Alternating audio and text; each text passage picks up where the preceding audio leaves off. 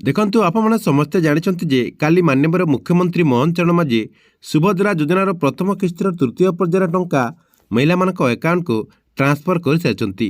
କିନ୍ତୁ ଏଯାଏଁ ବି କିଛି ମହିଳାମାନଙ୍କ ଆକାଉଣ୍ଟକୁ ସୁଭଦ୍ରା ଯୋଜନା ଅଧୀନରେ 5,000 ଟଙ୍କା ଆସେ ନାହିଁ। ଦେଖନ୍ତୁ ଯେଉଁମାନଙ୍କ ଆକାଉଣ୍ଟକୁ ଏପର୍ଯ୍ୟନ୍ତ 5,000 ଟଙ୍କା ଆସେ ନାହିଁ ସେମାନଙ୍କୁ ଯାହାକି ଆଜି ସରକାରଙ୍କ ତରଫରୁ ତାଙ୍କର ଆକାଉଣ୍ଟକୁ ସିଧାସଳଖ ଡିବିଟି ମାଧ୍ୟମରେ 5,000 ଟଙ୍କା ସରକାରଙ୍କ ତରଫରୁ ଟ୍ରାନ୍ସଫର କରାଯିବ। ତେବେ କେଉଁମାନଙ୍କ ଆକାଉଣ୍ଟକୁ ଆଜି 5,000 ଟଙ୍କା ଟ୍ରାନ୍ସଫର କରାଯିବ ଏବଂ ଏ ନେଇ କ'ଣ ଅପଡେଟ୍ ହୋଇଛି ଆପଣମାନେ ଏହି ଭିଡ଼ିଓ ମାଧ୍ୟମରେ ପୁରା ଡିଟେଲ୍ ଜାଣିପାରିବେ, ଯାହାକି ଆପଣଙ୍କୁ ମୁଁ ଏହି ଭିଡ଼ିଓ ମାଧ୍ୟମରେ ପୁରା ଡିଟେଲ୍ ଜଣାଇବି। ସେଥିପାଇଁ ଭିଡ଼ିଓଟିକୁ ଶେଷ ପର୍ଯ୍ୟନ୍ତ ଦେଖନ୍ତୁ। ତା ପୂର୍ବରୁ ଭିଡ଼ିଓକୁ ଗୋଟେ ଲାଇକ୍ କରିଦିଅନ୍ତୁ ଏବଂ ଯେଉଁମାନେ ଚ୍ୟାନେଲକୁ ନୂଆ ଆସିଥିବେ ଚ୍ୟାନେଲକୁ ସବସ୍କ୍ରାଇବ୍ କରିକି ପାଖରେ ଥିବା ବେଲ୍ ଆଇକନ୍କୁ କ୍ଲିକ୍ କରିକି ଅଲ୍ ନୋଟିଫିକେସନ୍ ଅନ୍ କରିଦିଅନ୍ତୁ।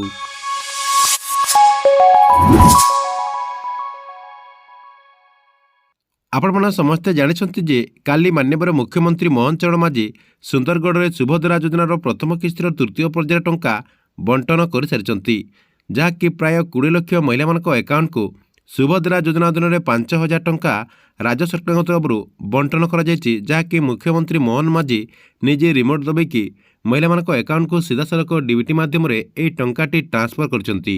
ସବୁଠାରୁ ବଡ଼ କଥା ହେଉଛି କାଲି ଯେଉଁ ସରକାରଙ୍କ ତରଫରୁ ସୁଭଦ୍ରା ଯୋଜନା ଅଧୀନରେ 5,000 ଟଙ୍କା ମହିଳାମାନଙ୍କ ଆକାଉଣ୍ଟକୁ ଟ୍ରାନ୍ସଫର କରାଗଲା ଏହି କିସ୍ତିରେ, ଯାହାକି ଯେଉଁମାନେ ଆଗରୁ ବାଦ୍ ପଡ଼ିଥିଲେ।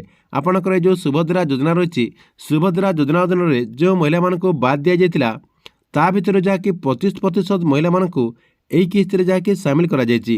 ପୂର୍ବରୁ ଆପଣମାନେ ସମସ୍ତେ ଜାଣିଛନ୍ତି ଯେ 2,67,000 ମହିଳାମାନଙ୍କର ଯାହାକି ଫର୍ମଟିକୁ ରିଜେକ୍ଟ କରାଯାଇଥିଲା, ସେମାନଙ୍କୁ ଯାହାକି ବାଦ୍ ଦିଆଯାଇଥିଲା ଏହି କିସ୍ତିରେ, କିନ୍ତୁ ସେମାନେ ଯାହାକି ସୁଭଦ୍ରା ଯୋଜନା ଅଧୀନରେ ଟଙ୍କା ପାଇସାରିଛନ୍ତି।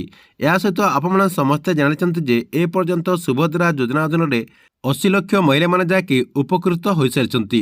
ଆପଣମାନେ ଆଗରୁ ଜାଣିଥିବେ ଯେ ସୁଭଦ୍ରା ଯୋଜନା ଅଧୀନରେ ଯେଉଁ ପ୍ରଥମ କିସ୍ତିରେ ଟଙ୍କା ଦିଆଯାଇଥିଲା ସେଥିରେ ଯାହାକି 25 ଲକ୍ଷ ମହିଳାମାନଙ୍କ ଆକାଉଣ୍ଟକୁ ଟଙ୍କା ଦିଆଯାଇଥିଲା ଏବଂ ଆପଣଙ୍କର ଦ୍ୱିତୀୟ କିସ୍ତିରେ ଯାହାକି ମାନ୍ୟବର ମୁଖ୍ୟମନ୍ତ୍ରୀ ମୋହନ ଚରଣ ମାଝୀ ଯେଉଁ ଟ୍ରାନ୍ସଫର କରିଥିଲେ ସେଥିରେ ଯାହାକି 35 ଲକ୍ଷ ମହିଳାମାନେ ସୁଭଦ୍ରା ଯୋଜନା ଅଧୀନରେ ଟଙ୍କା ପାଇଥିଲେ, ଯାହାକି ଆଗରୁ ଯାହାକି 60 ଲକ୍ଷ ମହିଳାମାନେ ଟଙ୍କା ପାଇସାରିଥିଲେ। ଏହି କିସ୍ତିରେ ଯେହେତୁ ସରକାରଙ୍କ ତରଫରୁ 20 ଲକ୍ଷ ମହିଳାମାନଙ୍କ ଆକାଉଣ୍ଟକୁ ଟଙ୍କାଟା ଦିଆଗଲା, ବର୍ତ୍ତମାନ ଯାହାକି 80 ଲକ୍ଷ ମହିଳାମାନେ ସୁଭଦ୍ରା ଯୋଜନା ଅଧୀନରେ ଉପକୃତ ହୋଇସାରିଛନ୍ତି, ଯାହାକି ସୁଭଦ୍ରା ଯୋଜନା ଅଧୀନରେ 5,000 ଟଙ୍କା ସେମାନେ ପାଇସାରିଛନ୍ତି। ଆଉ 20 ଲକ୍ଷ ମହିଳାମାନଙ୍କୁ ଡିସେମ୍ବର ମାସରେ ସୁଭଦ୍ରା ଯୋଜନା ଅଧୀନରେ ଟଙ୍କା ମିଳିଯିବ, ଯାହାକି ଏ ନେଇ ମାନ୍ୟବର ଉପମୁଖ୍ୟମନ୍ତ୍ରୀ ପ୍ରଭାତୀ ପରିଡ଼ା ମଧ୍ୟ ସୂଚନା ଦେଇସାରିଛନ୍ତି।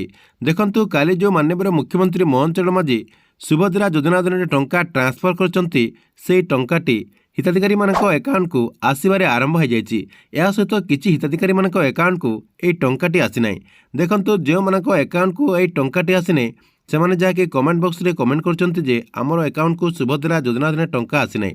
ଦେଖନ୍ତୁ ଯେଉଁମାନଙ୍କ ଆକାଉଣ୍ଟକୁ ଟଙ୍କା ଆସିନାହିଁ ସେମାନଙ୍କ ଆକାଉଣ୍ଟକୁ କେବେ ଏହି ଟଙ୍କାଟି ଆସିବ ଏବଂ ଆଜି ମଧ୍ୟ କିଛି ହିତାଧିକାରୀଙ୍କୁ ଆଜି ମଧ୍ୟ ସରକାରଙ୍କ ତରଫରୁ ଏହି ଟଙ୍କା ଯାହାକି ଟ୍ରାନ୍ସଫର କରାଯିବ। ଆପଣମାନେ ସମସ୍ତେ ଜାଣିଥିବେ ଯେ କାଲି ତ ସରକାରଙ୍କ ତରଫରୁ ଟଙ୍କା ଟ୍ରାନ୍ସଫର କରାଯାଇଛି, ହେଲେ ଆପଣଙ୍କ ଆକାଉଣ୍ଟକୁ କାହିଁକି ସେହି ଟଙ୍କାଟି ଆସିନି? ପୂର୍ବରୁ ଯେଉଁ ସରକାରଙ୍କ ତରଫରୁ ଟଙ୍କା ଟ୍ରାନ୍ସଫର କରାଯାଉଥିଲା, ଯେତେବେଳେ ବି ମାନ୍ୟବର ମୁଖ୍ୟମନ୍ତ୍ରୀ ମୋହନ ଚରଣ ମାଝୀ ହେଉ କି ମାନ୍ୟବର ପ୍ରଧାନମନ୍ତ୍ରୀ ନରେନ୍ଦ୍ର ମୋଦି ହୁଅନ୍ତୁ, ସେମାନେ ଯାହାକି ରିମୋଟ୍ ଦବାଇ ଦେଲା ପରେ ଆପଣଙ୍କ ଆକାଉଣ୍ଟକୁ ସିଧାସଳଖ ଏହି ଟଙ୍କାଟି ଆସିଯାଉଥିଲା।